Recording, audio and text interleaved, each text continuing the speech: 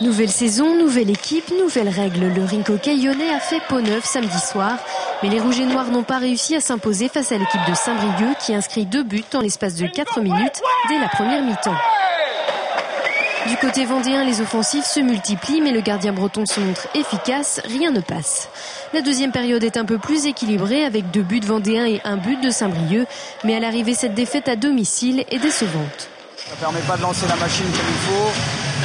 Mais on a pas fait un grand match ce soir, on a manqué de rythme, on n'a pas su faire de jeu, on a été relativement stérile en première mi-temps. Ils marquent sur 2 erreurs de notre part.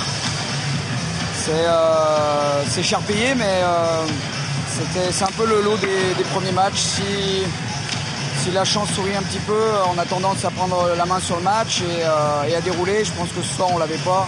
On a eu beaucoup d'occasions, on est efficace devant la cage. Donc il reste du travail à effectuer.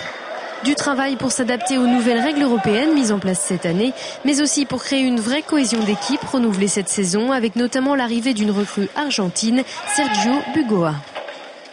Mais on a 2 recrues plus la montée de 3 jeunes, donc on a quand même, on va dire 33% de l'effectif qui est nouveau.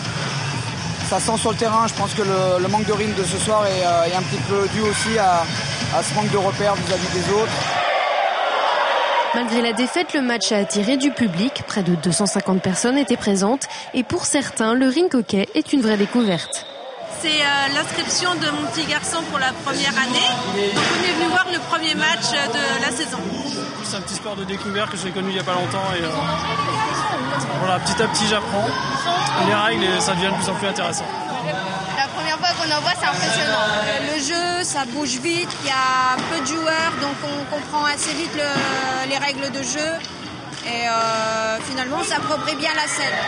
Et pour poursuivre le spectacle, les joueurs vendéens vont se préparer pour affronter la semaine prochaine l'équipe de Noisy-le-Grand et pourquoi pas ouvrir le compteur des victoires.